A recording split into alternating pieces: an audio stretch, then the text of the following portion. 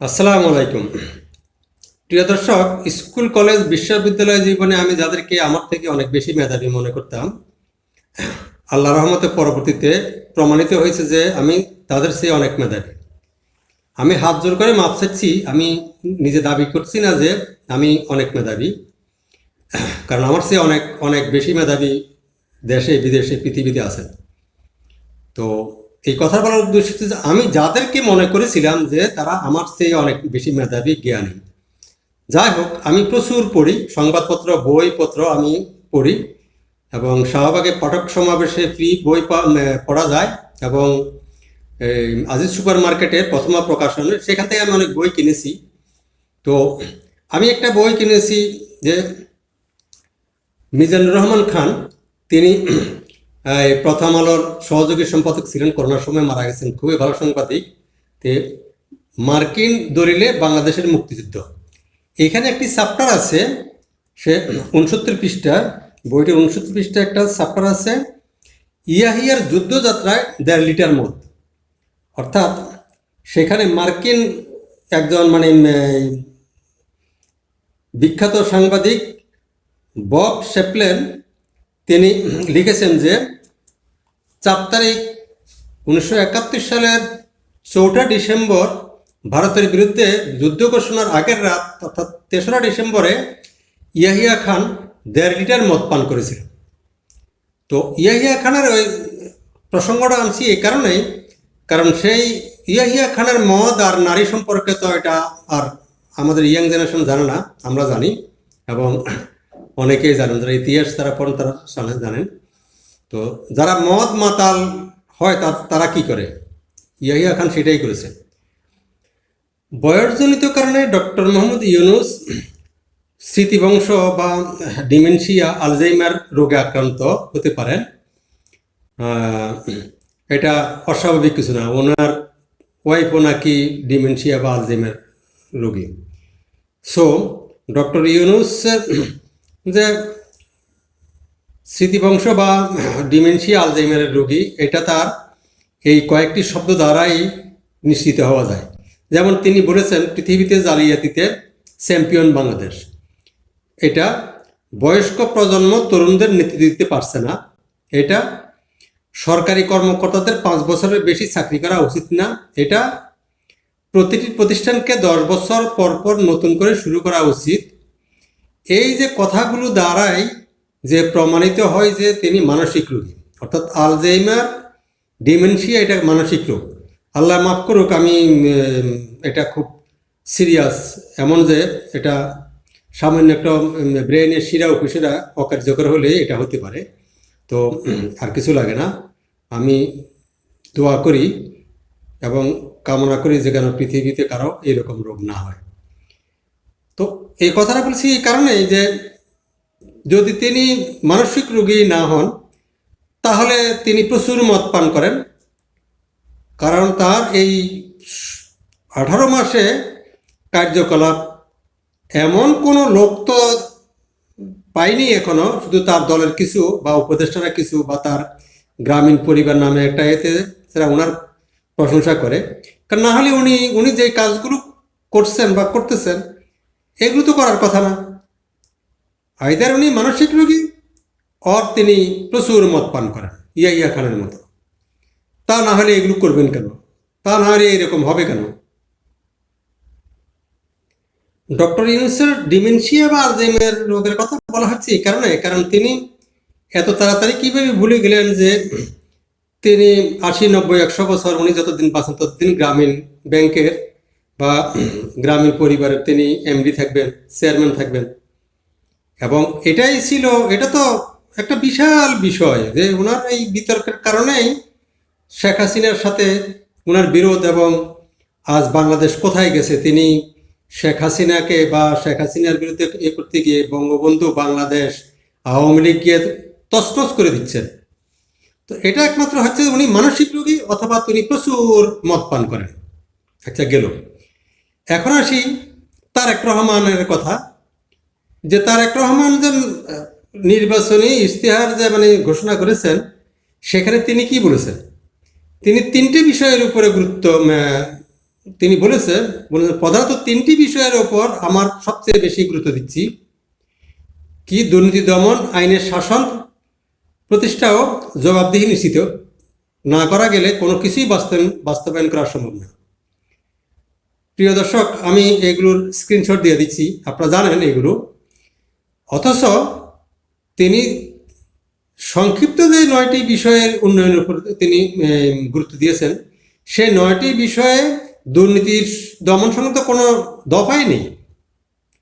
তার মানে এই যে তিনি দুর্নীতি দমন আইনের শাসন প্রতিষ্ঠা ও জবাবদিহি নিশ্চিত করার কথা তিনি গুরুত্ব দিয়েছেন, অথচ তার যে সর্বোচ্চ গুরুত্বপূর্ণ যে 9টি দফা তিনি ঘোষণা করেছেন 51টি দফার মধ্যে, সেই 9টির মধ্যে দুর্নীতি দমন নাই।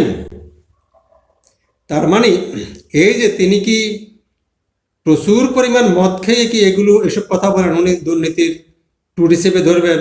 দুর্নীতি অর্থাৎ দুর্নীতির বিষয়ে প্রচুর প্রশ্ন করা হয়। Reuters, Al Jazeera, New York Times, কোথায় দুর্নীতি নিয়ে কথা বলেন না? তার মানে উনি কি দুর্নীতি সম্পর্কে ওনার কি কোনো ধারণা আছে? দুর্নীতি সম্পর্কে কি বাংলাদেশে কি পরিমাণ দুর্নীতি, কি এই 28 লাখ টাকার সাথে কি দুর্নীতি বাংলাদেশ থেকে চলে গেছে? দুর্নীতিলব্ধ কোনো সম্পদ কি বাংলাদেশে নাই? তিনি কি সেটা জানেন নাকি জানেন না? নাকি তিনি মদ পান করে এই ধরনের ইশতেহার ঘোষণা করেন?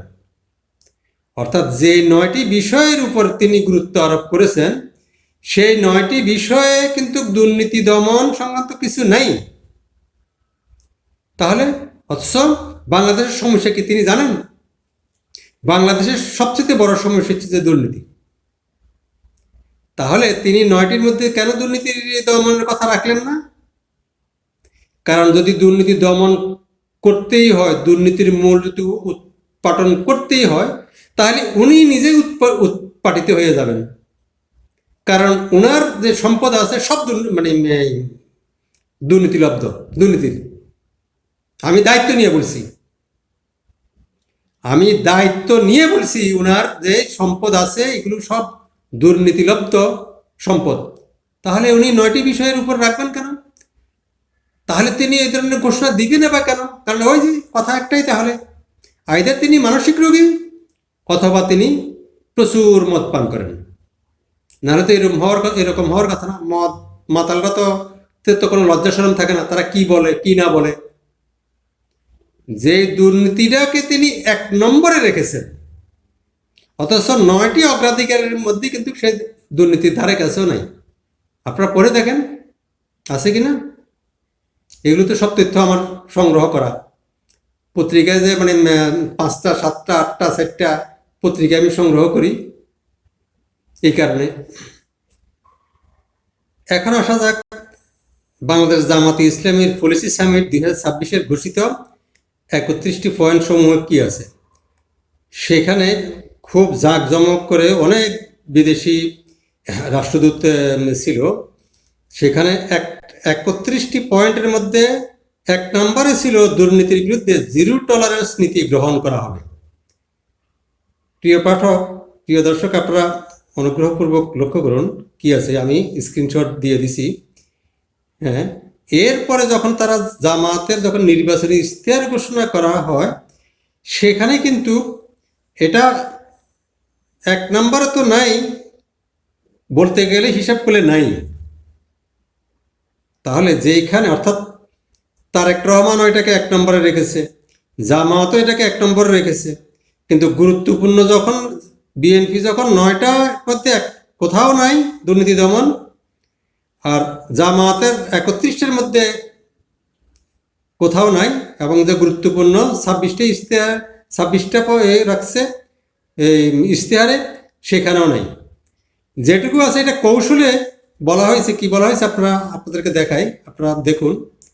যে 6 নম্বরে যখন ইশতেহার ঘোষণা করা হয়, সেখানে বলেছে সব পর্যায়ে সৎ নেতৃত্ব প্রতিষ্ঠা ও প্রাতিষ্ঠানিক সংস্কারের মাধ্যমে দুর্নীতিমুক্ত রাষ্ট্র গঠন। আপনার কথাটা খেয়াল করুন। সব পর্যায়ে সৎ নেতৃত্ব প্রতিষ্ঠা, অর্থাৎ নেতৃত্ব প্রতিষ্ঠা করা হবে, প্রাতিষ্ঠানিক সংস্কারের মাধ্যমে দুর্নীতিমুক্ত রাষ্ট্র গঠন করবে। তার মানে আগের যে দুর্নীতিগুলো হয়ে গেছে এবং সেগুলো সম্পদের বিষয়ে কি ব্যবস্থা নেবে বলে নাই। আচ্ছা, 26 নম্বর এটা মানে গেছে, তাও 6 নম্বরে গেছে। আর 26 নম্বরে গেছে কি, সব পর্যায়ে স্বচ্ছতা ও জবাবদিহিতার মাধ্যমে সুশাসন নিশ্চিত করে একটি সুখী ও সমৃদ্ধ কল্যাণ রাষ্ট্রের প্রতিষ্ঠা। প্রকৃতপক্ষে যে যদিও 6 নম্বরের দুর্নীতি দমনের দুর্নীতিমুক্ত রাষ্ট্রের কথা বলা হয়েছে, যে কিন্তু সুশাসন একটা দুর্নীতির প্রধান অংশ। মানে দুর্নীতি মুক্ত হওয়া মানে একটা সুশাসন। তাহলে এটা কোথায় নিল? 31 দফার 31টি পয়েন্ট ছিল পলিসি সামিটে, পরে ইশতেহারে করলো 26টা। এই 26টার মধ্যে 1 নম্বরে তো নাই, রাখছে 6 নম্বরে কিছুটা রাখছে, আর প্রকৃতপক্ষে এটা রাখছে 26 নম্বরে, মানে সবার শেষে।